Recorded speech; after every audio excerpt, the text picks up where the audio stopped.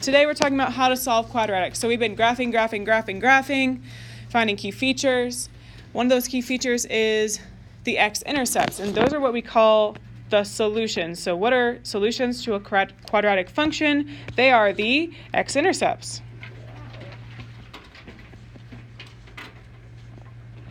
Which is where the parabola crosses the x-axis.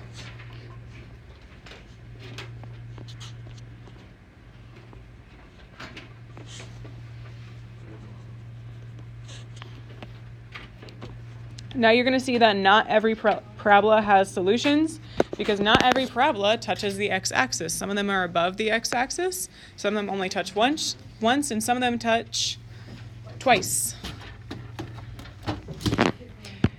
Okay, we have other names. We talked about this just a little bit. With me, please. Other names for them, that includes roots, zeros, where it said solutions. That's all I can think of right now. But if you hear any of that, then that means find the x-intercepts. How do you solve quadratic functions? We're going to talk about a lot of different methods. We already have done one of them, graphing. So you guys on that quiz just now, you found the two x-intercepts, and so you solved the quadratic. We are also going to solve by square roots. We are going to solve by factoring. I told you weren't done with it. Completing the square.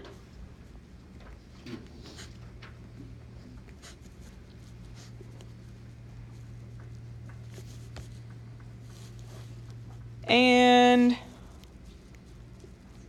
quadratic formula. For graphing, I'll say graphing / you could use your calculator. Your graphing calculator to find the zeros, right?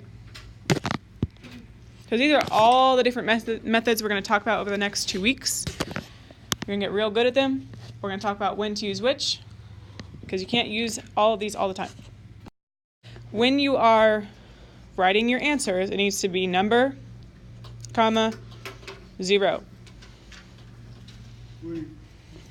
Solutions to quadratic functions can also be referred to as roots or zeros.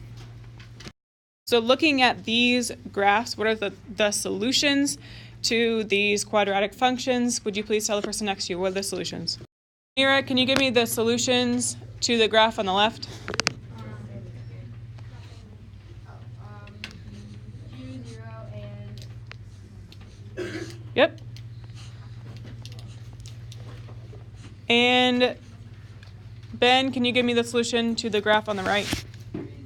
Yes, there is only one.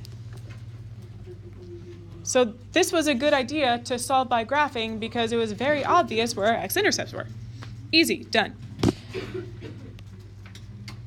So the next method, when do you use the square root method to solve quadratics? We only want to use this method when the b value is 0.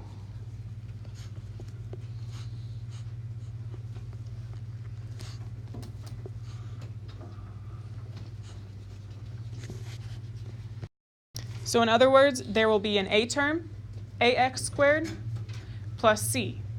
There will not be an x in your equation. Well, there will be, but it'll have an exponent of 2. So the one that just has the x, you don't want to have that. That's what makes it easy to solve. We have a quadratic equation. Okay, first thing, I know it says m. Think of the m like an x. Why is it set equal to 0? Why is this equation set equal to 0? Tell the person next to you, what do you think? So it would be like having m squared minus 36 is equal to y, but we just replaced the y with 0. So you're going to see it sometimes not set equal to 0. So sometimes it won't be done for you, but in this case it is, and that's because our y is 0. Very well said. So we're going to solve this. First thing we're going to do is add 36. We're trying to get our m by itself, which is our x value here. So we would be left with m squared is equal to 36 Do you guys remember, how do you get rid of a squared? Go and say it. Square root. And what is the square root of 36? 6. M is equal to 6. There's another answer. You know what it is? Could be -6. It could also be -6. -6 could also be 36. Yep, because -6 times -6 is 36. So you have to have both answers, 6 or -6. We need to write our answers as a point. So we have two answers here, 6, 0, and -6, 0. Write this one other way. You're going to start seeing me write it like M is equal to positive -6. This is a notation you see a lot in math. It means positive or -6. Okay, Finn, what's the first thing I should do? So what you should do is subtract 16 from both sides. Okay, and we're left with, gentlemen, 4d squared is equal to 0. Okay, you can't take the square root yet. Elizabeth, what do I have to do next? Divide each side by 4. Uh-huh. So 4 divided by 4 is 1. We're left with d squared is equal to 0. Take the square root. Well, the square root of 0 is 0. Now, you don't need to put positive or negative 0, Ben. Just put is equal to 0.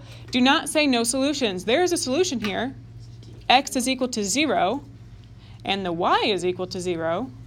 So our answer is 0, 0. We are going to divide by -2. We are left with x squared is equal to -4. Owen, how do I get rid of the squared? What's the square root of -4? DJ, you're just No real, since this is an imaginary number, no real solutions. You would have imaginary solutions because the square root of -1 is an imaginary number. But there are no real solutions for this. If you graph that quadratic, it will be above or below the, well, I guess it would be below the graph.